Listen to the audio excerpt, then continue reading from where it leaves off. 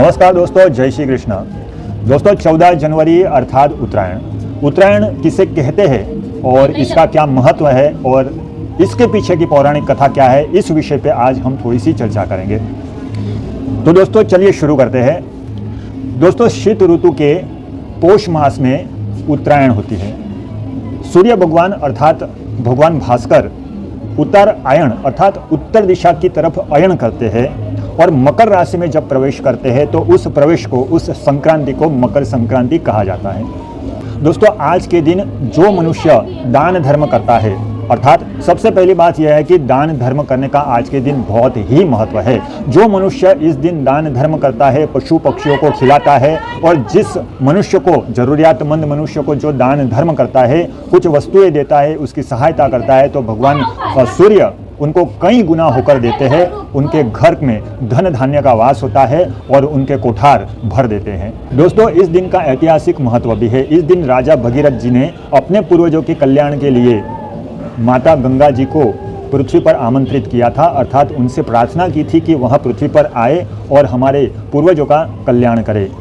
माता गंगा जी भगीरथ के पीछे पीछे कपिल मुनि के आश्रम से होकर समुद्र में मिली थी। इसके पहले माता जी गंगा जी का स्थान ब्रह्मा जी के कमंडल में था और उनका उत्पत्ति स्थान भगवान विष्णु के रोम छिद्र से निकले हुए पसीने के द्वारा उनका जन्म हुआ था, अर्थात उत्पत्ति हुई थी। दोस्तों इस दिन महाभारत के एक वीर योद्धा थे और ब्रह्मचारी थे जो अपने सुख चैन का त्याग कर दिया था अपने राज धर्म के लिए, और उनका नाम था पितामह भीष्म।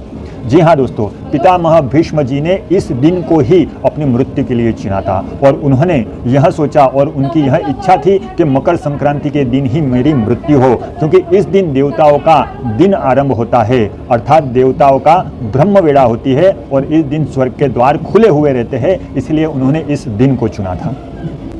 दोस्तों इस दिन के साथ जुड़ी हुई एक पौराणिक कथा भी है जो श्रीमद् भागवत और देवी पुराण के अनुसार इस प्रकार है। दोस्तों सूर्य देवता की दो पत्नियां थी, एक थी छाया और एक थी संज्ञा। छाया से शनि पुत्र हुए थे और संज्ञा से यमराज और यमुना हुई थी। तो एक दिन सूर्य देव ने छाया को अपने पुत्र यमराज से दुर्व्यवहार करते हुए देख लिया और भगवान सूर्य उनसे क्रोधित हो गए, तो उन्होंने शनिदेव के सहित छाया को भी घर से निकाल दिया। सूर्यदेव के क्रोध के कारण सूर्यदेव ने अपने पुत्र शनिदेव जहाँ पर वहाँ ठहरे थे उनकी माता के साथ, छाया के साथ, उनका घर जला दिया था और वह घर था कुंभ राशि का। कुंभ राशि में जहाँ पर शनिदेव महाराज और छाया ठहरी हुई थी वहाँ पर सूर्यदेव ने उन घर को जला दिया था। यमराज के बहुत ही समझाने के बाद सूर्य देवता शनि महाराज के घर पर गए थे और शनि महाराज के वहाँ तो पूरा घर जल गया था, उनके पास कुछ था ही नहीं, केवल उनके पास शनि महाराज के पास काले तिल थे और शनि महाराज ने सूर्यदेव की काले तिल से पूजा अर्चना की। सूर्यदेव बहुत प्रसन्न हुए और उस प्रसन्नता से उनको वरदान भी दे दिया और उनको वापस मकर राशि में शनि महाराज और छाया को लेकर आए। उस दिन से यह प्रचलन चला कि काले तिल से जो शनि महाराज और सूर्यदेव की पूजा अर्चना करता है उनके घर धन धान्य से भर जाते हैं।